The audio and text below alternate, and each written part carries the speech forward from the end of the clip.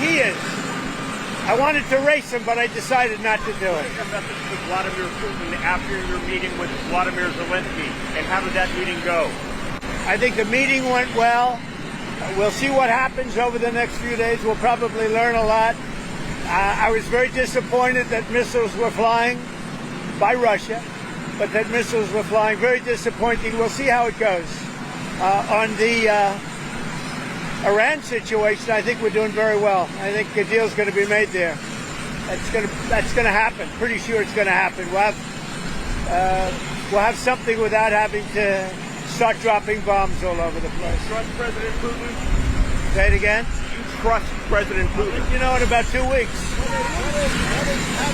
You did very nice at the dinner the other night. I was very proud of you. They had your picture up, everything. Very proud of you. I said, I know him. What did Zelensky tell you that made you reassured? Well, it wasn't that. It was just, look, they have a tough road ahead, okay? And we had a good meeting. It was a nice meeting. It was a beautiful meeting. I'll tell you, it's the nicest office I've ever seen. It was a beautiful, beautiful scene. But he was very, look, he wants to do something good for his country.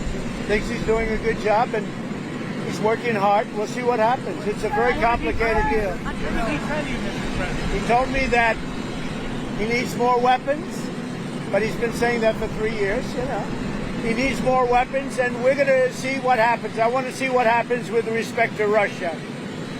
Because Russia, I've been surprised and disappointed, very disappointed that they did the bombing of those places after discussions. Did President Putin again? Yeah, I will. Did President Zelensky talk to you about Crimea?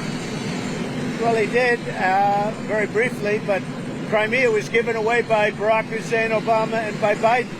That's 11 or 12 years ago. That's a long time ago. I don't know how you can bring up Crimea, because that's been a long time. Nobody brought it up for 12 years, and now they bring it up now. So I told them, you can maybe go back to Obama, ask him why they gave it up. They gave it up without a shot being fired, by the way. What do you want Vladimir Putin to do? Well, I want him to stop shooting, sit down, and sign a deal. And we have the confines of a deal, I believe, and I want him to sign it and be done with it and just go back to life. What punitive action are you considering taking against Russia? Well, I have a lot of things I can do. I'm not looking to do it, but I have a lot of strength. We've built the United States up. I think we're more respected now as a country maybe than ever before. There's no more games. You have somebody that knows what he's doing, not like the previous person who didn't have a clue. So, I want to end that. I want to end the Iran situation if we can. And we have other things, too. We got plenty of problems in the world. When I left 4.5 years ago, and I'll tell you what, we didn't have any of these problems. The good news is costs are way down, groceries are down, eggs are down, gasoline is way down. It's all coming down. It's all looking good. The tariffs are strong. We're taking in a lot of money from tariffs. We were losing a lot before I got here. We were losing billions of dollars a day, and now we're doing great, and we haven't even kicked in yet. And eventually we'll be reducing taxes very substantially for the people of our country, because the money is so great coming in from tariffs that I'll be able to reduce taxes to a very large extent, and maybe almost completely. Keep saying 2 weeks about President Putin. What is 2 weeks? Give us, what is the actual date? What is the timeline? 2 weeks or less, and if it's a little more at the time, I say, but, they're losing a lot of people. We have 3,000-4,000 people dying every single week.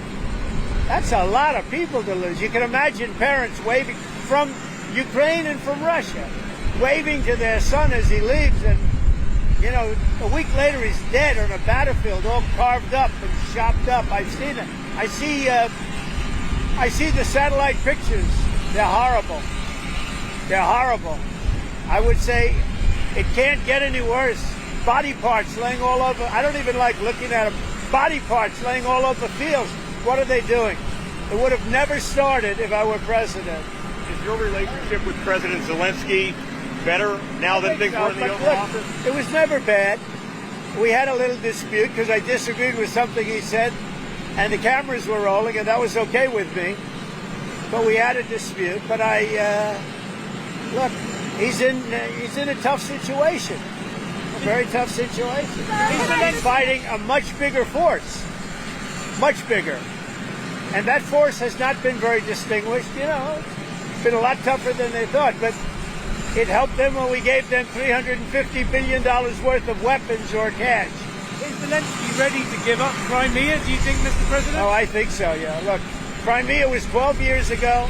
That was President Obama. They gave it up without a shot being fired. So don't talk to me about Crimea. Talk to Obama and Biden about Crimea. I was just wondering what Zelensky thought And about remember, it. this is Biden's war. This isn't Trump's war. I came in to try and solve a problem. And the problem is so many people are being killed. By the way, Saquon, what a great guy. Sir, can I ask you? You see the conditioning. His conditioning's pretty good. Better than you, better than me. Sir, can I ask you, do you have a reaction to Virginia Guthrie's suicide? Do you have a reaction to Virginia Guthrie's suicide in Australia? Well, it's a very sad situation, the whole thing. That whole situation is very sad, her and others. And so certainly that's a horrible thing. Horrible. One more on Zelensky. You know, the last meeting you had was pretty rough. Did you sense a different attitude now? And if so, I why? do. I see it. I see him as calmer. I think he understands the picture. And I think he wants to make a deal. I don't know if he wants to make a deal. I think he wants to make a deal. Thank you, sir. President, Thank did you. you talk to him about tariffs yesterday? Did any foreign leaders approach you and ask for... I did, and you probably saw. I think every foreign leader approached me and said hello, and a lot of good relationship. And we're going to be taking in a tremendous amount of money. We're going to be taking in a lot of jobs, a lot of plants and factories. They're already coming. I mean, you see it. And we're going to make a lot of money, and we're going to cut taxes for the people of this country. It'll take a little while before we do that, but we're going to be cutting taxes, and it's possible we'll do a complete tax cut because I think the tariffs will be enough to cut all of the income tax. Now, we have a lot of debt that's been left to us, you know, unfortunately over many years. We'll take care of that, but the tariffs, if people only understood the tariffs, we're going to be giving people of this country a tremendous tax cut. And we're going to start with people making less than $200,000 a year. Is there any movement on China, Mr. President? China said you A have little bit. Look, a little bit. They want to make a deal, obviously. Right now, they're not doing business with us. You know, people talk about going cold turkey with China, meaning just forget about it.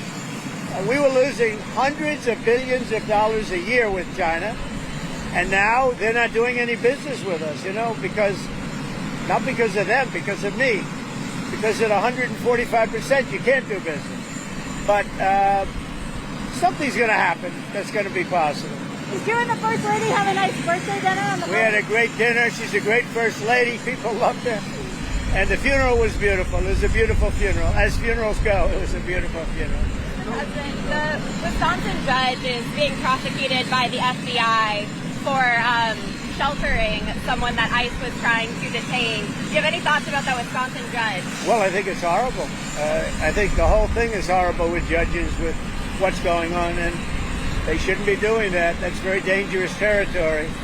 And we have to be able to do what I ran on. I ran on a campaign of taking criminals out of our country, murderers, drug dealers, people that are insane, moved out of insane asylums and mental institutions.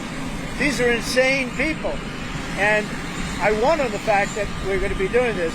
We have to be allowed to do it. Otherwise, we're not going to have a country any longer. Thank you very much. Thank you.